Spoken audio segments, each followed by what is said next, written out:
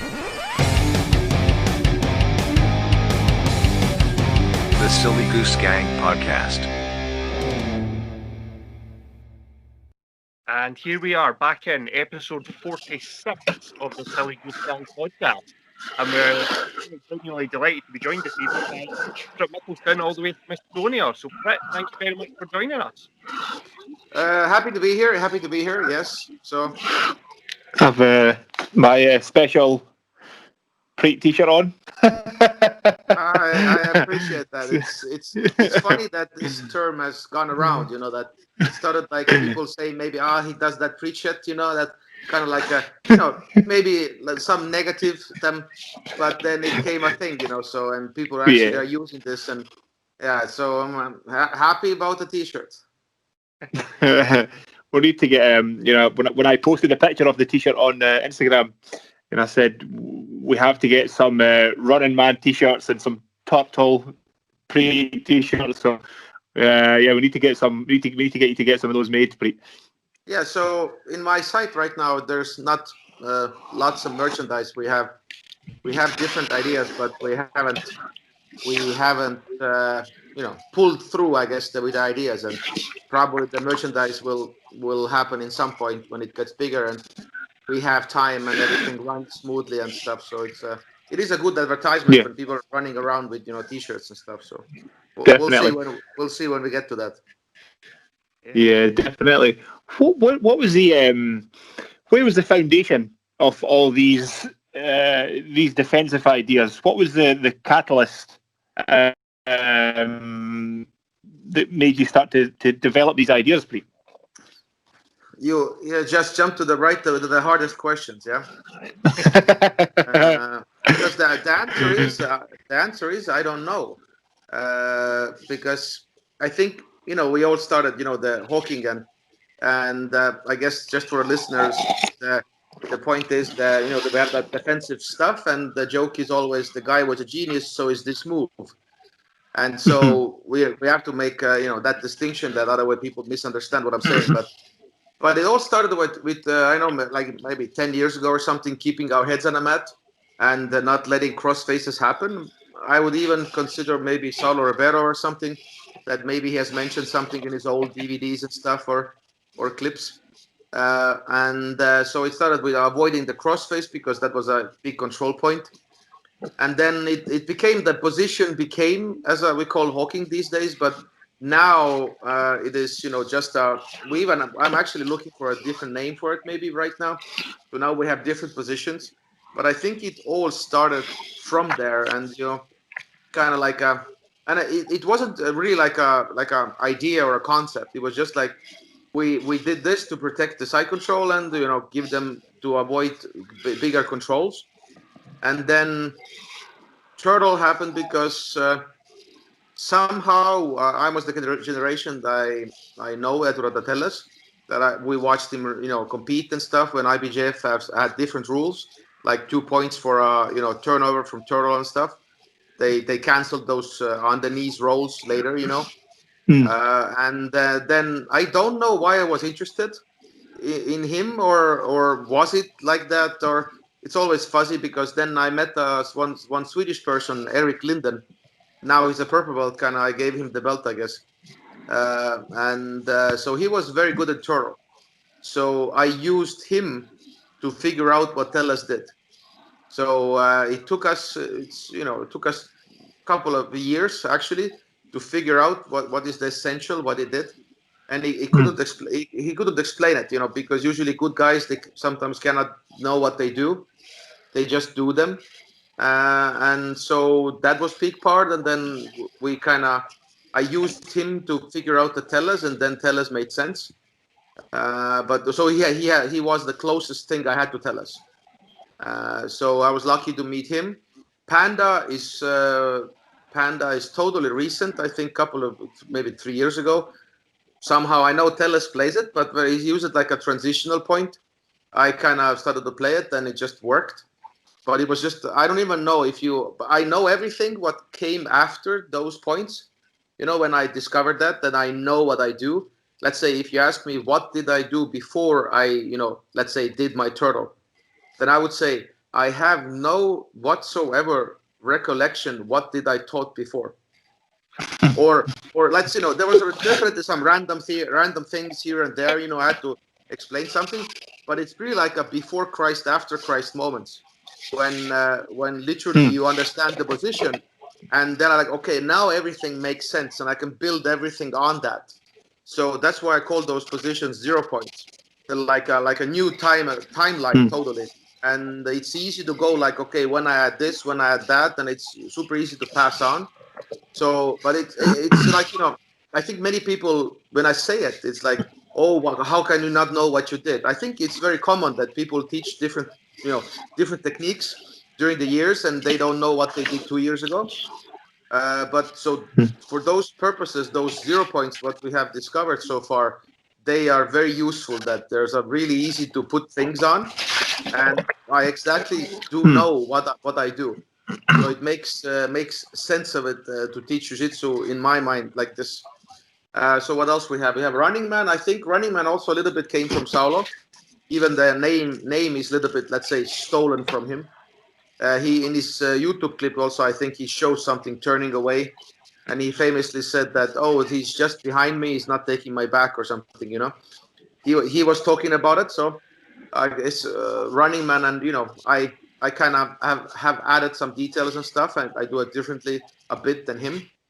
And so Hawking, Running Man, Panda, Turtle, yeah. Now, like beginning of July, we added the upright turtle. That kind of was missing. And so I'm just building the system in that sense that makes sense. And I see what works. And then I have to kind of like posturize it. So what is essential, like now upright turtle is basically what wrestlers do. Let's say you have seal feet, they're on their knees, and imagine they're like, let's say their straight arms are on a mat. Yeah. But take the arms away and just hunch your body. It's kind of like a hunching kneeling, and that makes a turtle very similar to how wrestlers use it, like keep their legs heavy, or they do a sit out, we call Panda.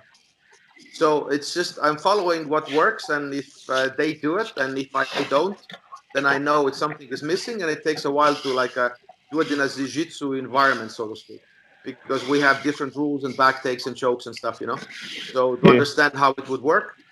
So it's a really hard question to answer. So how it all started, because I know, let's say, if I ask my good friend Daniel Black Belt from Sweden, we have done actually a turtle version that we called 300 when we had arms one of the sides. Let's say this shoulder was on the mat, arms were here, and are looking for that direction for opponent. We were calling this version of turtle 300 because everything was funneled to this point. And like a Spartan move, with the fight. So we were shutting everything down, kind of this side, but it wasn't neutral enough. It was already some angle taken. So I was always looking for like more neutral things. Like how neutral can we get? And let's say for me, the beginning matters. We don't start math teaching from the integral. We have the basic things before. So my idea was that's why they called 0 points, and like it's super neutral, super safe, super neutral, and then all the complexity can start from those points, and then I start to add them. But they function with very safely, like without anything, so to speak.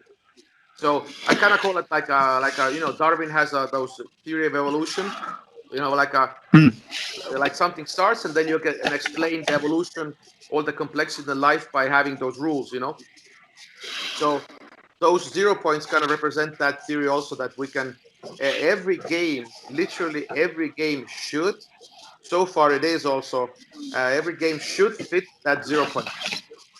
So if we start a little bit off 0 points, then we're limiting some games, and then it becomes a style already. Because let's say in close guard, some people do not stack. Yeah, understand? Yes, mostly people teaching posture up, and then they like to opening on their knees or opening standing up.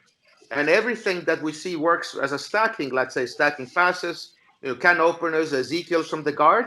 People don't teach, and they teach as a posture up as a 0 point for them.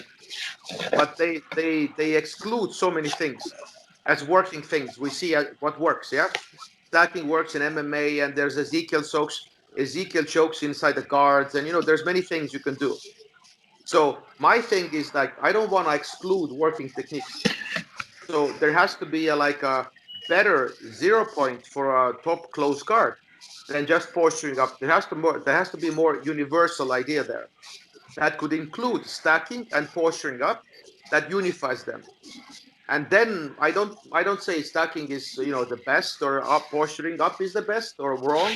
I think both should be included, and that means it's like more universal. And then the person, as in a class, can be exposed to both, because clearly in MMA, in self-defense, people stack headbutts and all those things. So if we only do posture up jiu-jitsu, we're missing many working techniques. So I don't like that as a starting point, because we should add everything that works. Yeah, and then you can prefer later something as an individual, but as a coach's bubble, my bubble would have to be the biggest, that people could find out what they like and dislike. So that's the definition also with all those 0 points and stuff.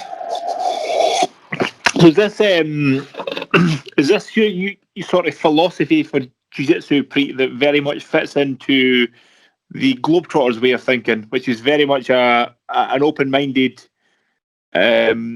sort of view on jiu-jitsu, whereas some organisations, shall we say, are not quite so open-minded, and it has to be this way or nothing? I guess I think this would be, I consider it normal. Yeah. Yeah. So I consider if you're very traditional, and also you have always trade-offs. It's not like as to I would sound more political than I actually am. I think there is you can justify anything. Yeah.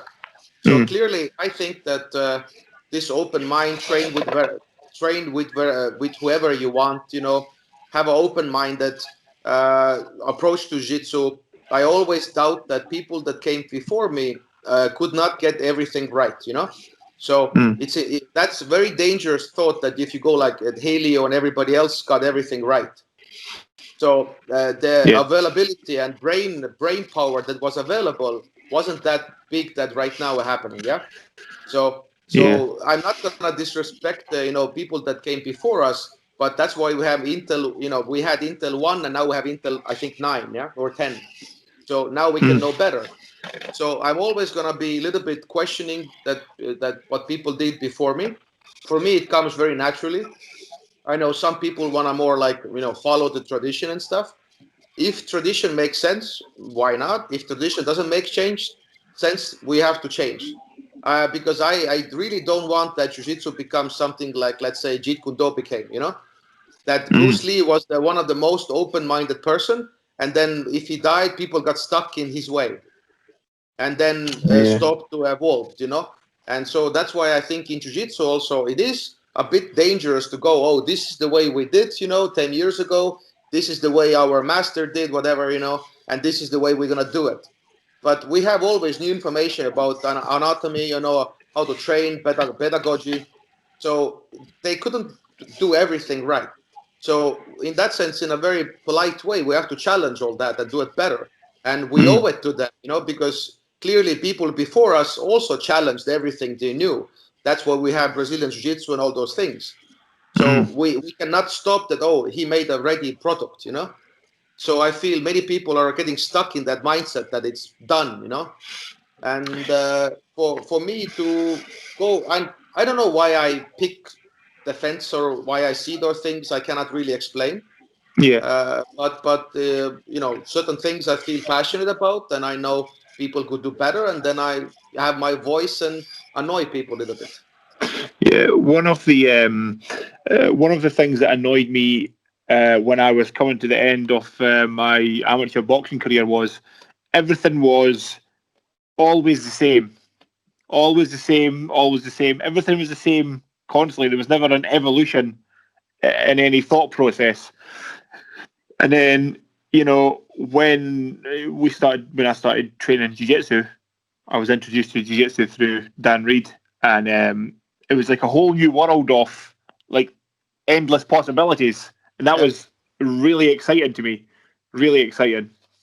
I think it takes guts a little bit, because it's easy to just take somebody's work and just continue copy it, and it takes guts and understanding to change it. Because clearly boxing, I would say, even judo evolves right now. I would say also boxing is evolving.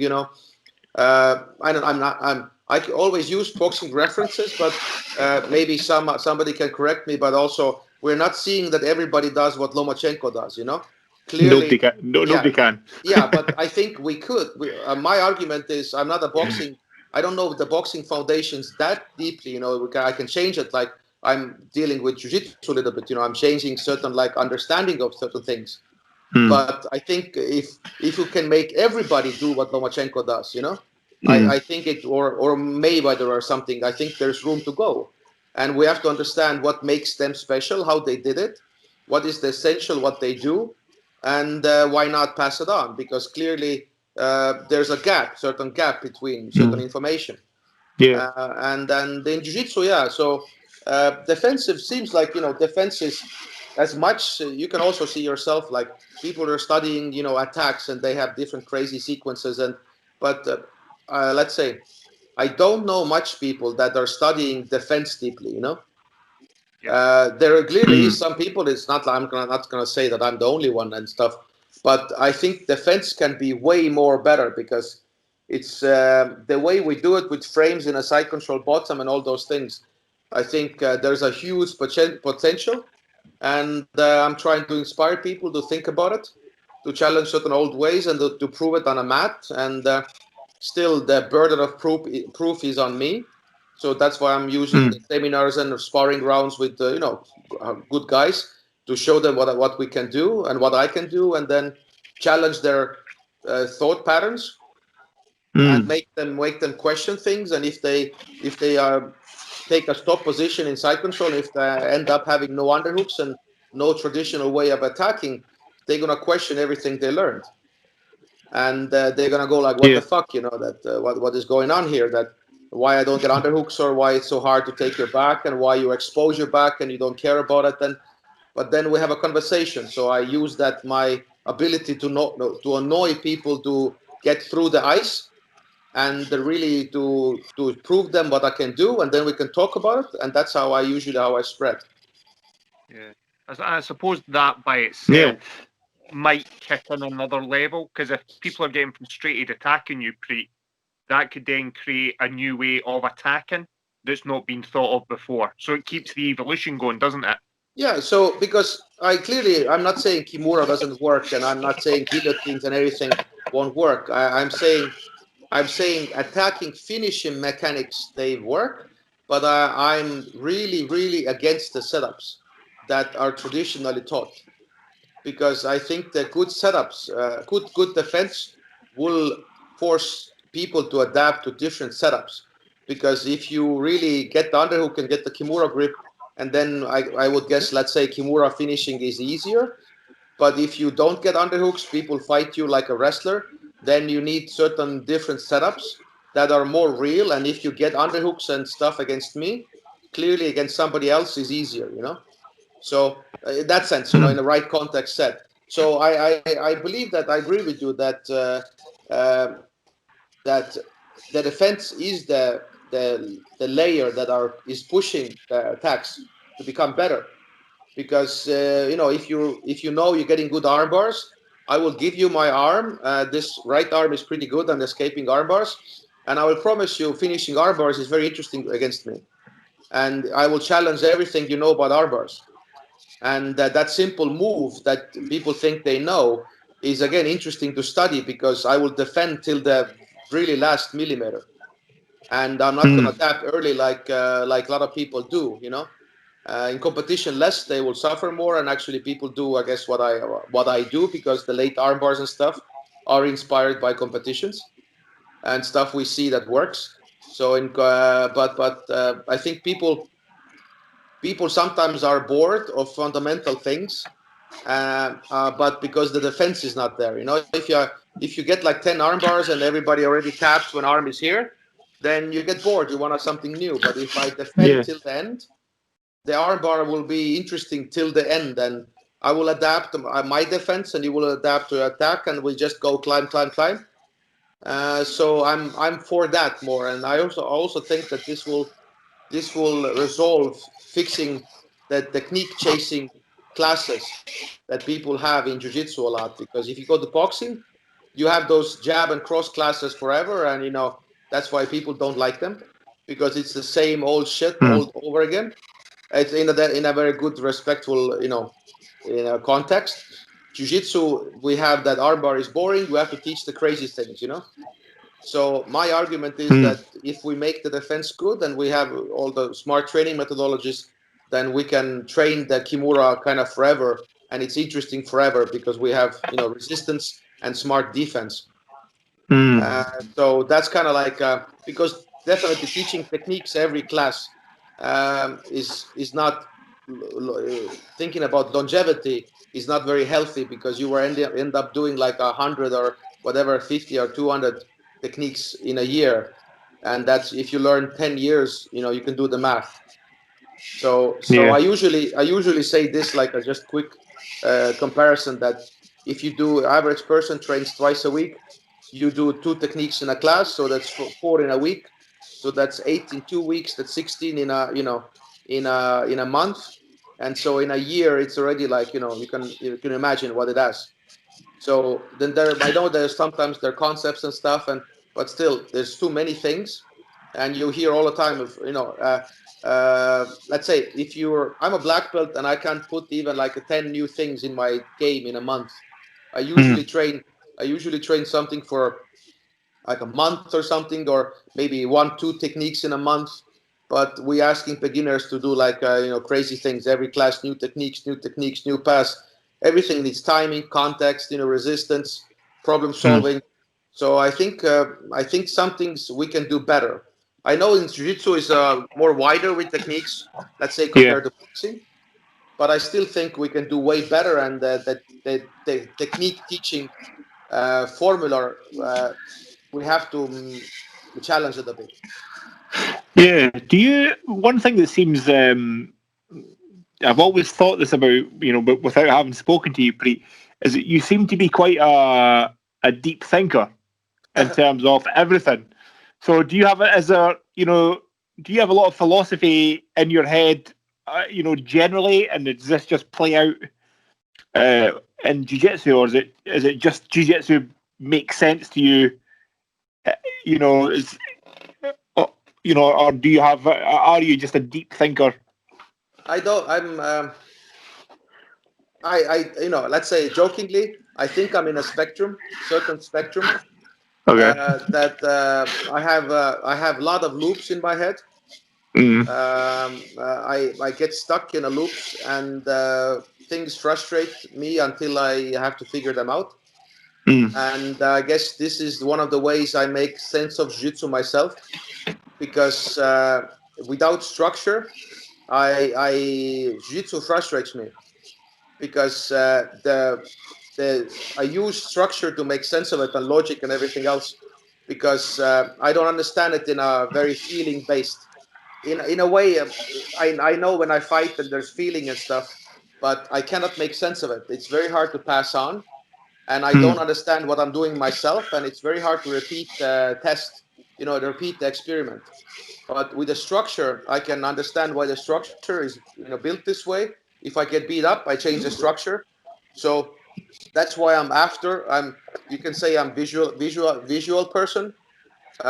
It's very easy for me to go to a certain room in my brain in a space and to construct jiu-jitsu.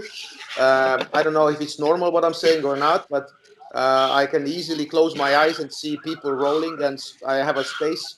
It sounds goofy a little bit. I have, kind of room, and then I can go visualize and I can see how they are, and then I go to mat and I can pretty much sometimes do it in a sparring. And so, but structure is the one that I'm clinging on to, because it's easy to pass on, and it gives me certain certainty, because I'm always in doubt. As a young person, I think up till the 30s or 33, I was always afraid of the future. And like everybody wants to know what happens to my life and all those things. I don't think that's very unique to me. But that structure, I feel that it gives me certain certainty, certain things Yeah. I can base my things on, and I can manipulate. And so the future is a little bit more certain, if that makes any sense. Yeah. So maybe it's my fear of uncertainty of the future, or maybe it's a visualization and structures I understand. But this is one way it makes sense to me, and I have let's say I have easy time passing on knowledge to people and make them really good defensively. Because all the feedback I get around the world, the baby Richard Hawkins and how structured turtle is, people have like, oh, this works right away. I see the seminar, I do it, and everybody praises me how good my turtle is. So this has made information also edible for so many people that because people say like, let's say, tell us, I love the guy, but it's so hard to make sense of him because he's very open, it's like Conor McGregor boxing, like very open style, kind of like boom, boom, boom. And you go like, what is the goddamn essentials there? You don't see them. So Tellez plays very kind of semi-open game. And if you try to just mimic him, you will get your ass kicked. So I feel like if I'm giving that, I'm not dissing here the Tellez, that. But if I'm giving him like a very certain structure, and then it's easy to add everything else, make sense of him more, because he I haven't seen him talk about it very much, why he's so hard to attack. He mentions things, but if you do them, it's not that. And maybe he knows that, maybe he doesn't know what he's doing. It's also, good guys, they sometimes do things, and so I find that I have to go really, I'm forced to understand, I have to build a structure, and it's very frustrating.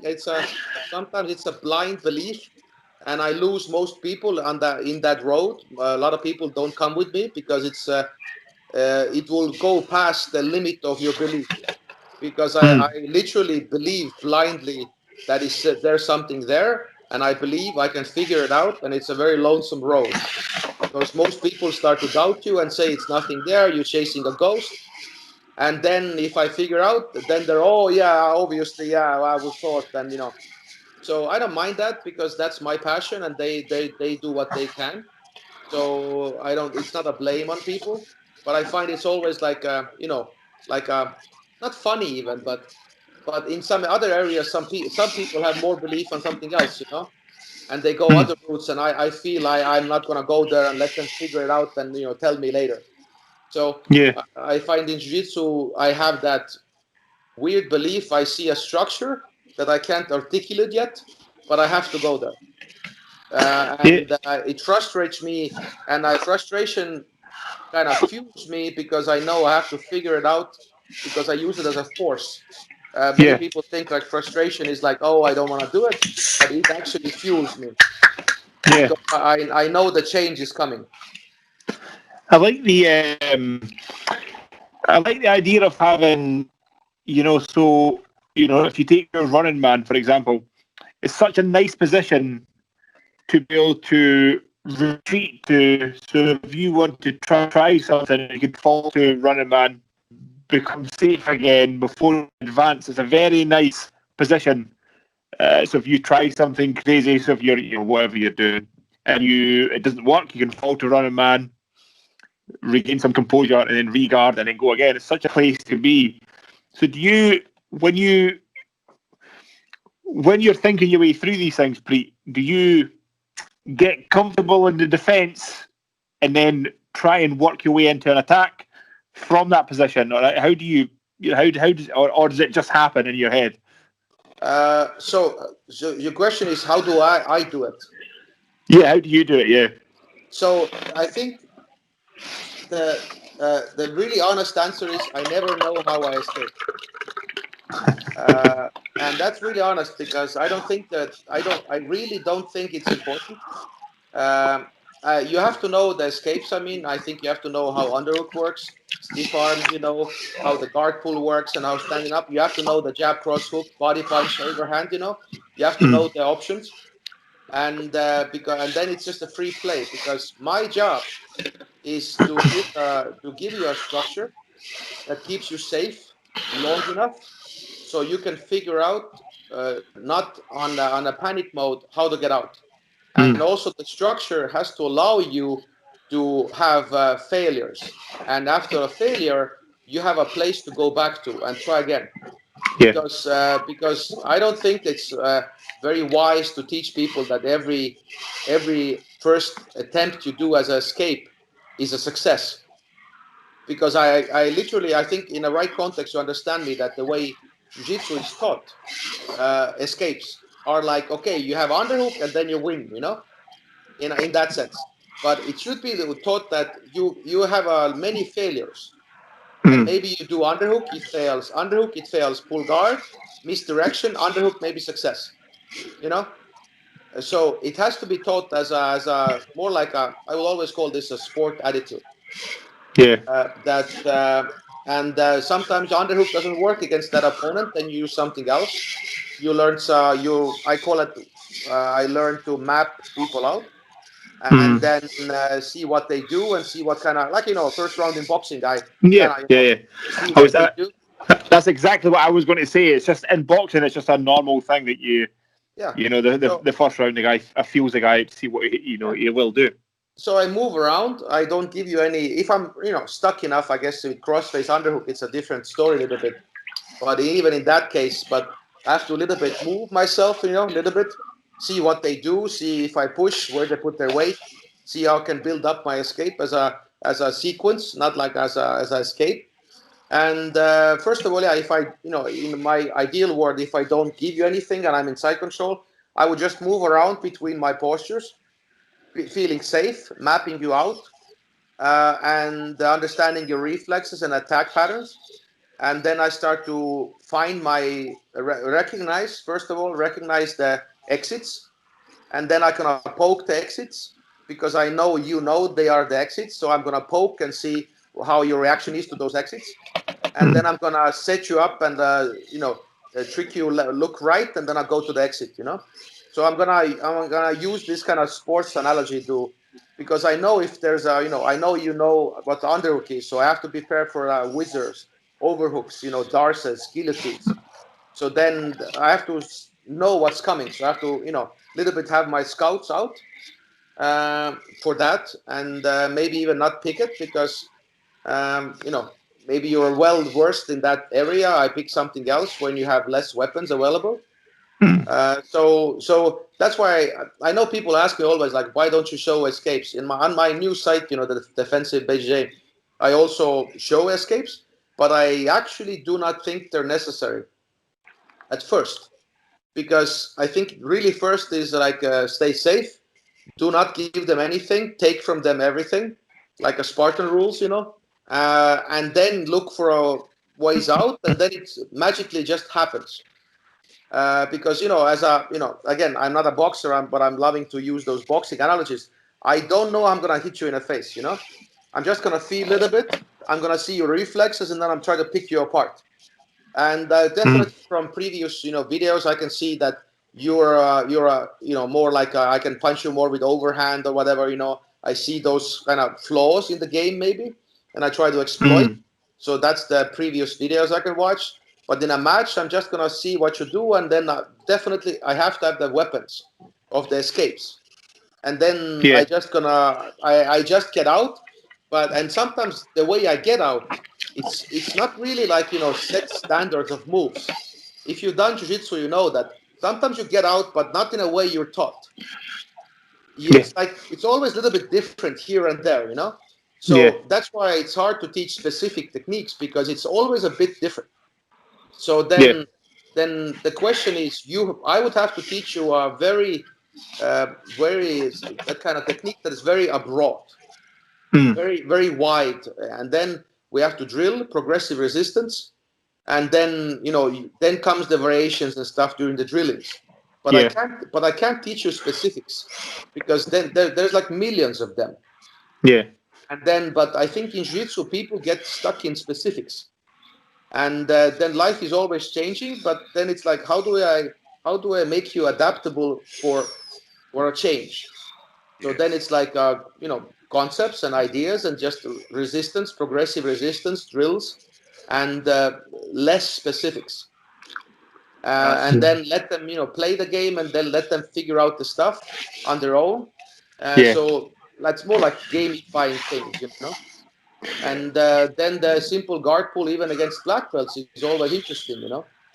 It's because there's always you can progress resistance and stuff. So that's kind of my main message, in a way. If there was a big rant, so I don't know how it started, and I didn't know where it went. Neither do I, but it's fine. It's fine. No, we with our coach John, we have been taught solid fundamentals, and then from there, given freedom to figure things out and let me try this, let me try that. This doesn't work, but maybe if I do this instead. Yeah. So yeah, we were taught.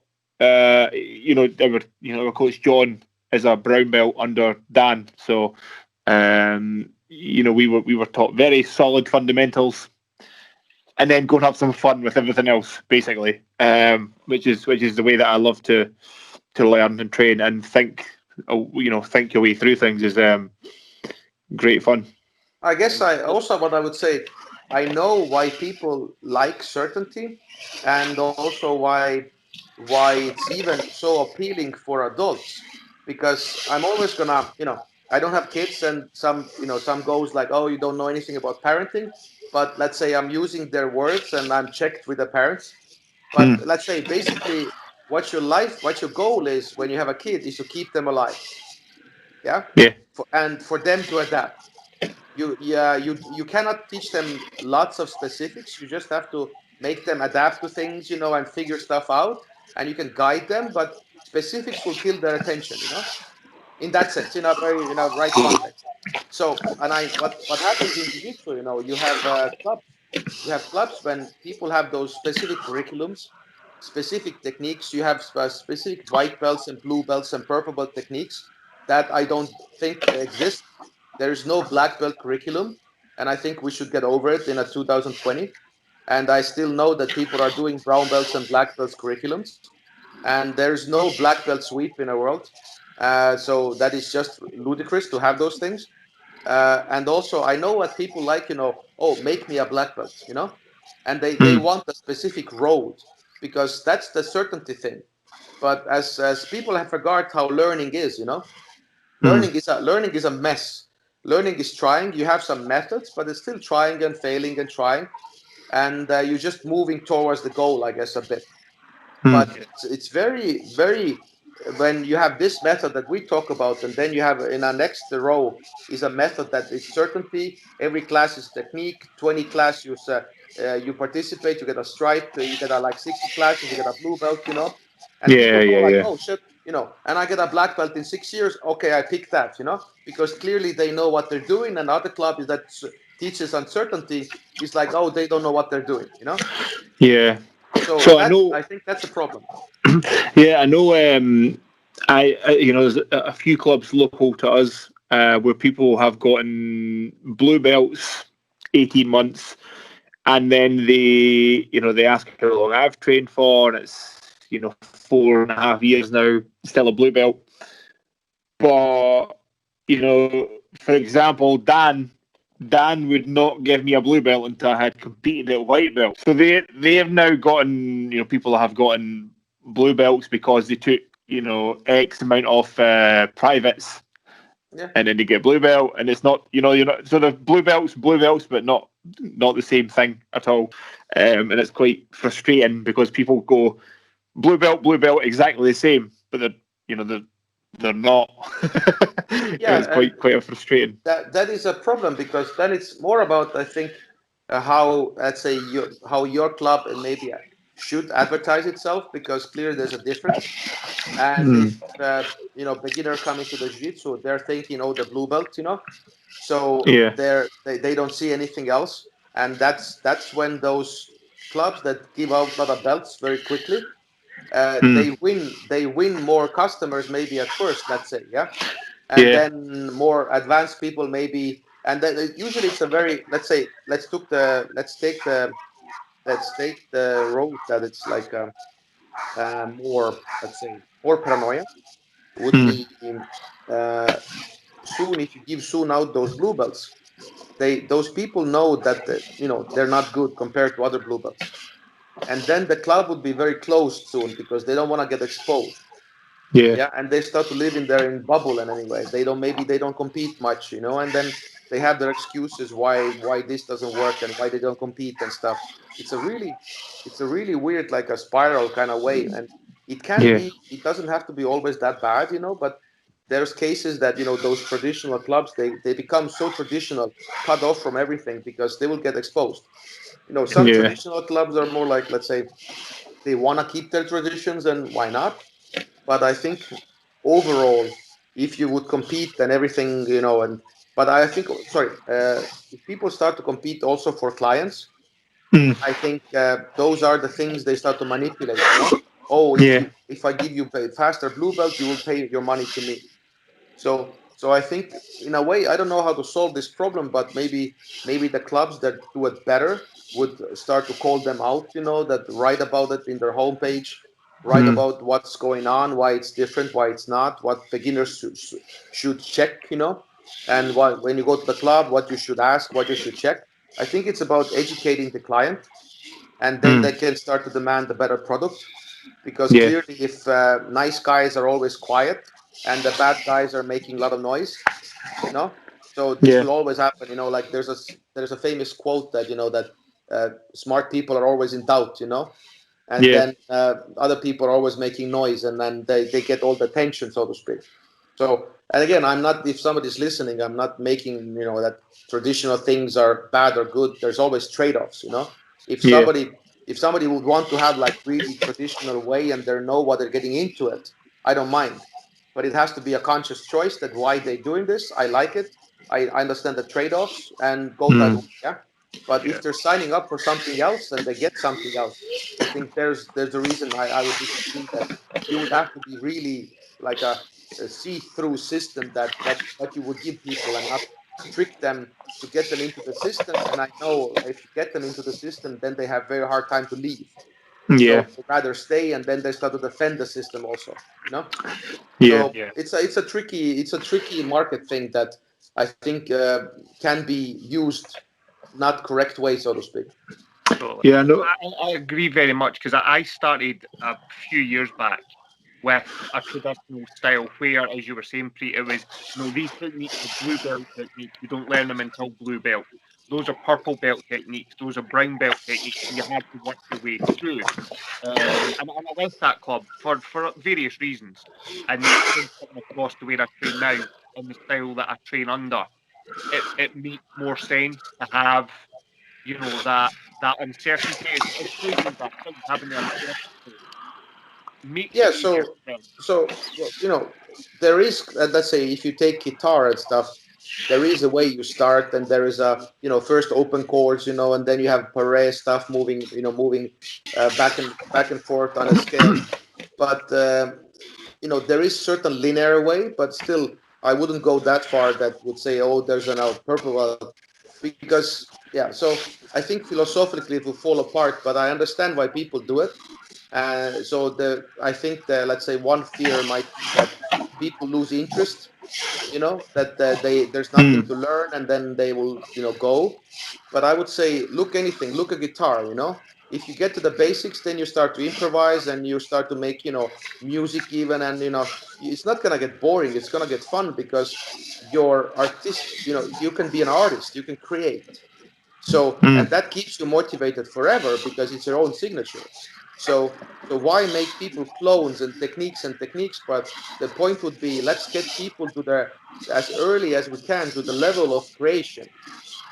Mm. And then they can, because I usually say, like, if somebody's a purple belt, that like after a purple belt, you're kind of free. That's your job to get to the black belt. Mm. Till the purple belt, it might be certain techniques and stuff, and I don't teach like blue belts and purple techniques, but as a level wise, there's some guidance there happening, as a technique wise. But I feel like after purple, it's your job to get there. That's not Mm. that's I can be a guide, and if you don't want to get there, because sometimes it's not even like I don't think it's that technique is what missing from black belt.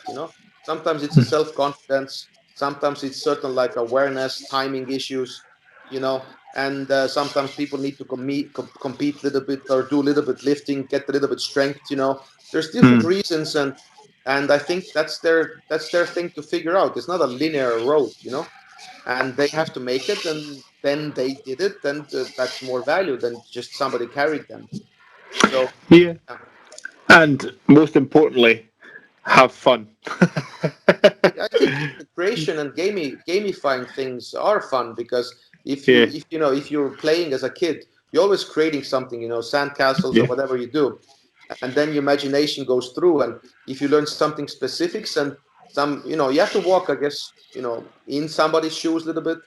But the way I can teach beginners already in a, let's say in a first day, it's already like, little bit games and play, and it's not going to be total freedom because they don't know anything yet, but we're going to Yeah. still have some games and stuff. They can understand the value of those things, and learn submissions and stuff, and then finally, I guess my job is to get them to a certain stage, with the creation. And even earlier stage, people can, if you give them little chunk of jiu-jitsu, they can already create inside something there. Yeah, Yeah. so it's because the grips are different. Sometimes they can do this and this, and in some cases, actually, beginner go like, "Can I do this?" And it's like, "Oh shit, actually you can." Never Yeah. thought about it, something, or not maybe in a white belt level, but there's so many things to do, and so those variations are awesome. And if they come up with something, that's value for a club. If everybody always looks for a coach, that coach tell me something, so it's also kind of like very tiring, so to speak. Yeah, So, definitely. yeah. Just, So just just because you were talking about coaching, at your club, how are you guys able to train as normal, or you at the have moment, yes. restrictions? At the Just still moment, the yeah. normal. Okay, Uh, I'm coming to Estonia. yeah. So I think mid-March till the beginning of June, I think, or something, we were closed. And then we were month, I guess, we couldn't change partners and stuff. And then since starting July, I think, yeah, we're open. We can change partners, we can train. Okay. So yeah, so far we haven't spiked. We have a ratio at the moment, 41 to 100,000 ratio. Mhm. So pretty low in a infection scale. Other countries are like 200 and to 300 and whatever. So we seems to be under relative control, so to speak. And there's been some talks that maybe in some in like inside spaces that you should wear a mask, not in a gym, so to speak, but more like in a mall or something, in some events or whatever. But nothing has happened yet. So at the moment, going strong, training, yeah, so all good. Good. Yeah, awesome. I believe there's a jiu-jitsu competition in Tallinn. That's one that I had looked at. I think, is that right? Is that maybe a Naga competition in Tallinn, or is one in No. Estonia? I think there was one I've seen. I've seen something in Estonia. When? What? Right now? Or? Oh no, not just now. Just like there is I think that was it. I don't know. I've been hit in the head so many times I can't remember. There is So, a competition though. so you see, you're telling me there's gonna be a competition, or there were competition? There have been competitions in Tallinn. I think Yeah. it was I think they were maybe Naga. Is it a Naga No, competition? Naga. No, we have had. So we are doing our club, and the team we are organizing Estonian Opens and Estonian Nationals. So Okay. gi and no gi Estonian Opens, and also one group is doing ADCC. Ah, right. Okay. Yeah. So Maybe it it was might have ADCC. been ADCC, like Maybe no, yeah. like Maybe it was yeah. ADCC. Official stuff, Um. like we have done previously some ADCC, rules competition, but not official ADCC. But Yeah. this one guy is doing official ADCC competitions like once a year.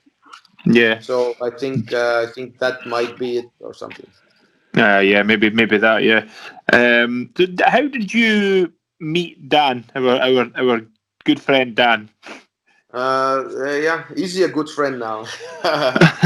So as an Estonian, I can make those jokes. He's So I think the weird part is I think I met Dan like I would say maybe 10 years ago. Okay. He was coming. He was coming with Danes to Estonia to camps. Yeah. So we had summer camps, and then Krauert, Christian Krauert, and some Danes, and I guess there's Dan also came to Estonia. They trained, but it was I don't know, more than 5 years. I probably think like 8 or something years ago. And then I was more stoic back in the day, and also, so I don't think we talked much with Dan. At least I don't remember that we were like buddies and whatever. So and I guess I met him now also through the Globetrotters, Mm. and I really got to know him better. I think and I really enjoyed that also when I was in Taiwan when I was visiting his gym. Yeah. So he had some monks, some floor, and they burned his gym down a little bit. Yeah. Yeah. So Yeah. so I offered that I offered him that I can do a seminar and all the profits whatever he will take. So I didn't know much. Yeah, we talked through Globetrotters and stuff probably, but during that trip I think I got to know him way more, Mm. and I really enjoyed that and how he was as a host. Yeah. So and now I also when I was last year I think I went to China. So Yeah. I Yeah. went I Yeah. went to see also I went to see him also. Yeah. So we visited the Panda sanctuary and all those things. Um, and that so yeah, so and we still he had a competition like during the weekend I think, Yeah. and we chatted just a couple of days ago. So yeah, I'm actually because I don't think he's a easy person to go through. I think he has Yeah. also I guess some walls and stuff in his life, Yeah. and so I'm happy that I finally got to meet him and talk to him, and we seems to have like a mutual respect towards each other, and I really enjoy this company. Yeah. Yeah. He's a very interesting. So I have known Dan maybe 10 years, 11 years, and he's a very, very interesting person.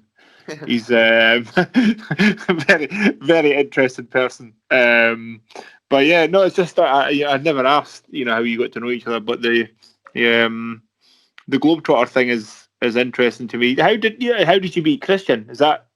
Oh, it's a long story also, but we were Christian was, and I was also Christian was part of SPG. Ah, right, okay. So Conor McGregor and everything. So Yeah, yeah. SPG is actually U.S. Portland, Oregon based. Yeah, Oh, the headquarters is there. So Christian got kicked out because he had some issues with Matt. I know those issues, but I'm not going to talk about it here. So he got kicked out. But I guess Christian was the guy that helped to bring Matt also to Europe in some point. He was doing the seminars in Copenhagen with him, and that Matt has pretty famous old school videos about talking about aliveness and all those things. mm, So I know Christian from there. Also, Christian came with Dan also to those Estonian camps. yeah. So we didn't get along. Also, I think back then because I was weird. Yes, I kind of blame him. I kind of blame me more because I was. I'm. I guess people now know me more as a more outgoing person, but I still have that. I like to call it like a stoic attitude, and I'm jokingly mm, call myself like half Russian.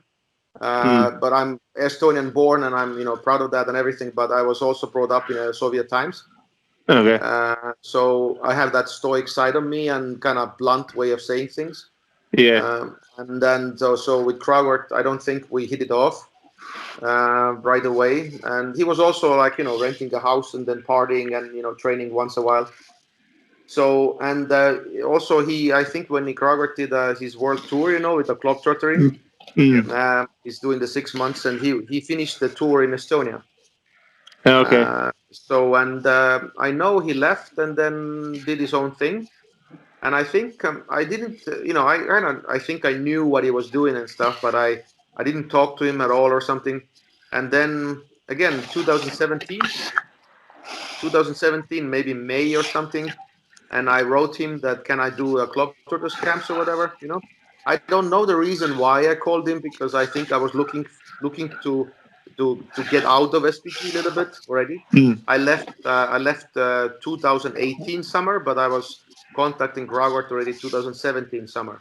Mm. But I know there were some issues already that maybe I was looking for some alternatives, because clearly I was unhappy about some things. So Clark said, "Yeah, I know you. I know what you can do." And then he allowed me to be a coach in a club traders. So 2017 June Copenhagen camp was my first club trader Mm. club camp, and then I've done now 23 of them in 3 years. Yeah. So and it's totally changed my life. Traveled the world. Seems like I have something to say, and all those defensive ideas, and I guess also my personality and the way I'm kind of blunt and all those things. There's a certain appeal that usually people are being more politically correct, and Mm. I seem to be less. And that also some people say it's really a turnoff, but some people say it's a rare things to see these days, that Yeah. actually somebody is saying like, "Oh, don't do that, please," and not being very polite about it. And I think people really see me being that passionate about their development, and Mm. sometimes being blunt is the shortest way to the result. And sometimes I guess I have to cushion myself also, but cushion the talk. Yeah. But I find going straight to the point is sometimes necessary.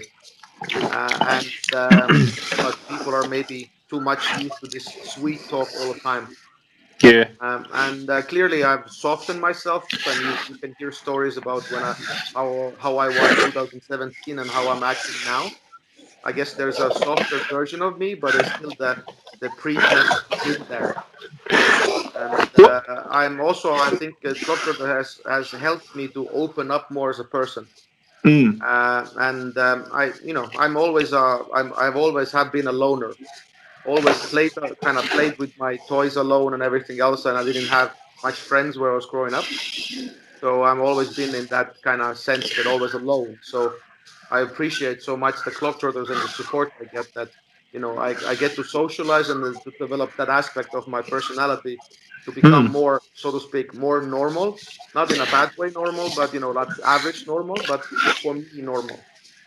What's very, very interesting is I obviously I know Dan very well. I have met Christian at Dan's 30th birthday party, and now speaking to you is how completely different your personalities are, but you all have this creative spark within your head that works.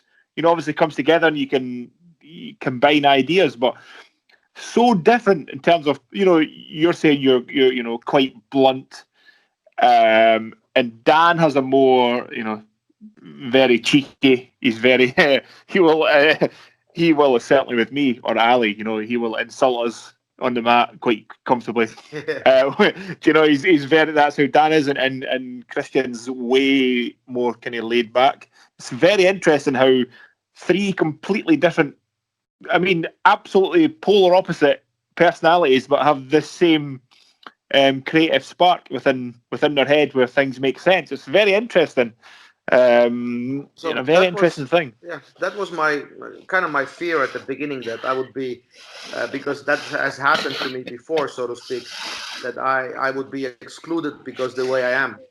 Mm. And I was very surprised, and very pleasantly surprised, how, let's say, accepted I actually was. Mm. And also Christian, because now we're doing business with Christian on my site with the Fancy BJJ. Mm. So knowing everything about me, the way I am, the way my road has been, he Mm. still chose to do business with me. so so I really appreciate, because we both want to eventually also make profit and everything else. So, and I enjoy his personality, let's say, how outgoing, so to speak, and how socially more accurate he is. So I don't have certain feeling about things, and he has way better feeling about social interactions. So I really appreciate that. I was included into the group right away. Clearly I pissed some people off also, and I think Crowdwork, when Crowdwork had a podcast with me, maybe year and a half ago or something, and then in that podcast he actually asked that Priit, why you were such a dick before, and I was like, yeah, I don't know, maybe I had a chip on my shoulder. And I came to the camp. There was a lot of black belts and stuff, and I had to make an impression right away. So who knows? But in a way, I wouldn't do anything differently because the way in the place I am right away. So all those things, bad or good things, what I did, led me to this moment, and I'm doing good. Everything else, and my life is totally changed. So, and I know also why I started this, because I was more trying to reach higher belts. So I talked a little bit up to them, and in that way also I weeded out some people. That was a conscious choice in a way, and I think it paid off. Even I know I turned some people off that didn't like that kind of way, that kind of presentation. So I did what I did, and but clearly now, let's say I've changed, or I mellowed down. I found a little bit my place, and then yeah. But I clearly also say, like, I clearly had some chip on my shoulder that I had to prove something, some positions or some stuff I did, because I was a guy from Estonia, kind of nobody knew, and so I think there's something there.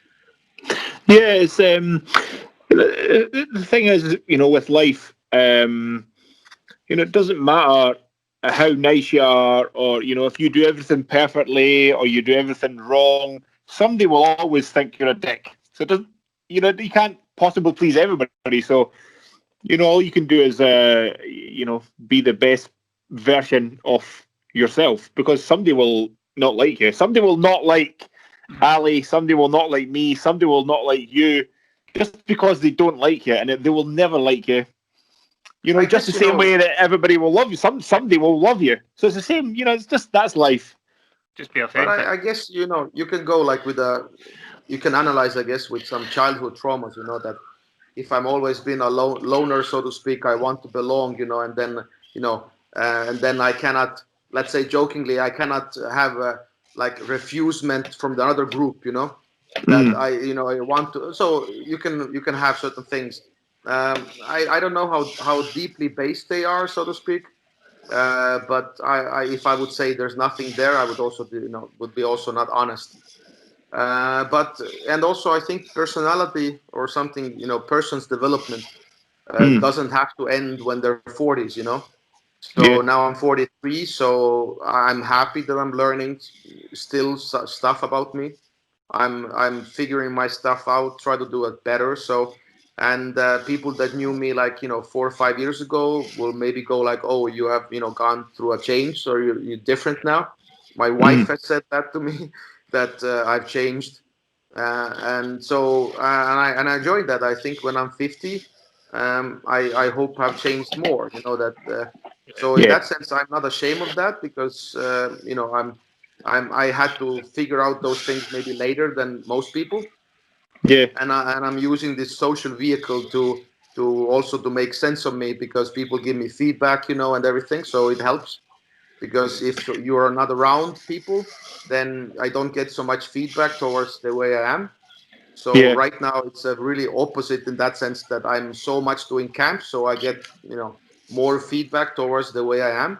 So it helps to maybe fill the gap that I have faster. And then even my friends are in Sweden. Also, my good friend Daniel has said, "Oh, maybe you're now socially a blue belt, or maybe you're like a four stripe and purple belt or something." So, and when I got married, I think maybe he said, "Oh, now you're there already." So it's it's everybody knows kind of it's a struggle. So I think they're making fun of me and same time enjoying the road. Yeah, but if somebody if somebody makes fun of you in this way, it only means that they like you. Yeah, I don't mind. So Dan, Dan constantly makes fun of me, and he constantly gives me a hard time about everything. But it's because he likes me. Yeah. So it's a weird thing that you wanna, that in that sense you talk to people and then you actually like them, Yeah. And so you talk to people that way that you wouldn't talk to a stranger, but that rough way of speaking actually means you like them more. Yeah. So, I know. We had that, didn't we, Chris? We had that chat when my son Aaron is 17 and he trains with me and Chris. And one of the times he's quite quiet and no one really spoke to him very much because he was just a young teenager. And in one of the days, a couple of the guys gave him a little bit of verbal, gave him a bit of hassle. And on the way home, I said, that means you're okay now. Right? They're not giving you a bit of shit, means you've been accepted into the group. Yeah. They're not giving you shit that you're not in the group. They care about you enough that they're gonna mess with you.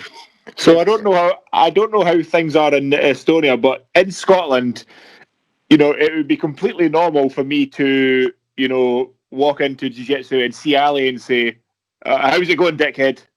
And that means that I like him. It's a very Scottish thing, I think, but, I don't know if it happens in Estonia, but, In Estonia, it would be considered rude. Yeah, no, that's not rude in Scotland. So... even if I think amongst my friends, if I would go in Estonia to very good friends and say that, I would be considered like an asshole. That would be completely normal. Okay. Yeah. I am an asshole, but yeah, that's different. But in Scotland, that would be considered completely normal. Yeah, completely normal, completely fine. What I enjoy a lot is how, when I travel, how different our cultures.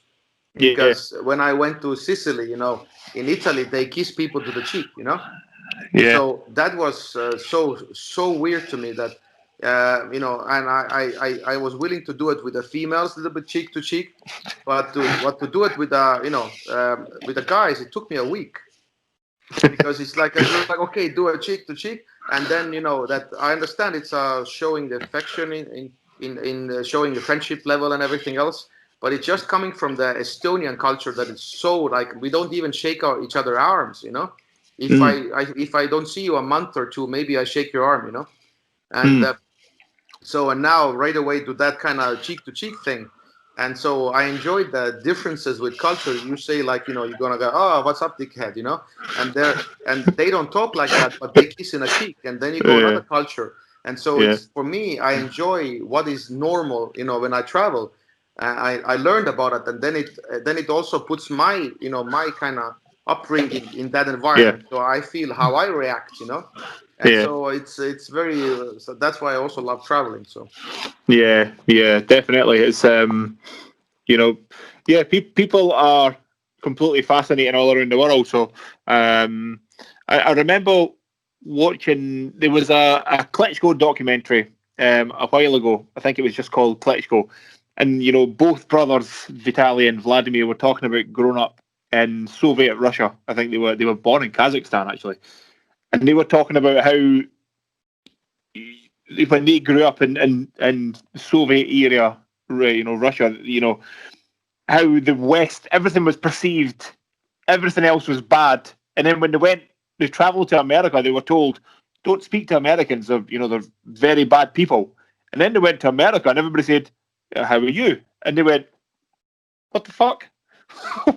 You're supposed to be bad people. And then they kind of went, oh, maybe they're not all bad people. It was a very interesting thing to listen to. You just how how they were perceived worldwide, and then the reality was just completely different. It was a very interesting thing. I'm aware of the Soviet propaganda. So I was in Soviet Union until I think 14. Yeah. So then we got our independence. But yeah, so that's what some group of people do. That if they wanna keep you inside and happy. Yeah. But then I guess on the other side, maybe even now, we would be told, Russia, or that whole Eastern Bloc, maybe, very bad people, and then you speak to people and you're like, no, they're not. In terms of the governments, I mean, governments would tell you this. I think, yeah, it's I think depends what kind of group you're talking about, but I have very good Russian friends. Yeah. I've traveled twice a year to Russia before Corona. So yeah, I don't. They're one of the most, like, let's say, trustworthy people. If they make friends with you, they're friends with life, friends to life, and that's really really awesome. It's not only, I think, for Russian culture. I think in many other, but Russians definitely known for that. That if you really go like, if I'm your friend, then I'm your friend, and I will give you everything. And then so yeah, but I guess I understand when people say like, oh, it's Russia and all the election stuff happening here. So yeah, but I would love to go. I would love to go to has Russia. that reputation. Sorry. Yeah, I would love to go. I genuinely would very much like to go. I would like to travel places, but compete jiu-jitsu. So I would like to compete in Russia and Estonia. I'd love to go compete in these places and see some local culture and have some fun. Go do some jiu-jitsu and have some fun. It seems like a cool way to see the world, right? Yeah, Estonia is, when you're speaking Estonia is pretty touristy town. Like the Estonia town, Tallinn is pretty touristy town, and I think Baltics overall, Riga and Lithuania also, Latvia, Lithuania, and Estonia. So I guess we have that mindset of being former Eastern blocs, and stuff. But I think the capital and stuff, they're pretty Europe, and it's fun to go around, and it's maybe not that expensive, and there's a lot of culture. So if you do your homework, and there's lots of interesting things here to see. Yeah, definitely. I'll look forward to do it.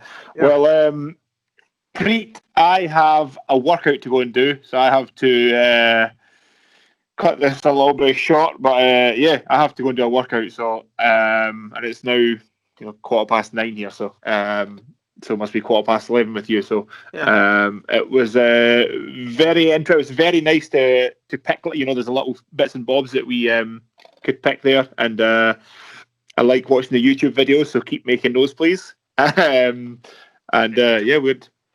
I was going to say, Priit, you've also just launched your new website, your member site. If you just want to give a plug to that. Yeah, so you mentioned my YouTube. So right now we don't know what we do with our YouTube because I moved most of my content like to the defensivebjj.com, or you can go like thatpreachit.com, or that's also registered exactly that Priit preachit.com. There's also Prittflix.com. And also we registered jitsvulcan as my nickname.com. So you can have many options there. But we came out, I think, 3 weeks ago. I think Christian Grogert approached me with the idea that he said maybe he saw the following and me traveling maybe a year and a half and building up the client base and all my reputation. So, and he was the initiator for that. And I was like, okay, let's do it. Because I know he's a workhorse and he knows how much I work, whatever, how consistent I have been. So we launched it, and it's mostly based on defensive strategies of jiu-jitsu. So very niche jiu-jitsu. We're gonna talk about other stuff also, but it's for all the defensive side of things, positional escapes, submission escapes, and we're building on that. So it's a very counter view of things that you see other sites do, like mostly attacking and back attacking, and we took, because I'm known for that, so people know I'm good at that also. So it was I don't talk out of my ass, so I really know what I'm talking about. And so right now we're doing good, and if people want to check it out, they can, and we'll see where we go from there. Awesome. And I will look out for the new t-shirts. I really want a Priit Turtle t-shirt or a Running Man t-shirt. So get these made. But yeah, thank you very much for your time. Very, very good. Thank you. Yeah. Thank you for having me. So I'm always appreciating when people are allowing me to do the podcast because you guys want to build value for your listeners. And I'm happy I made a part and I got to share my ideas with your listeners. Awesome. It was a real pleasure speaking to you. With that, we'll episode 46 of the Silly Goose Gang, Pritt Mikhelson in the can. Thanks very much, everyone. Awesome.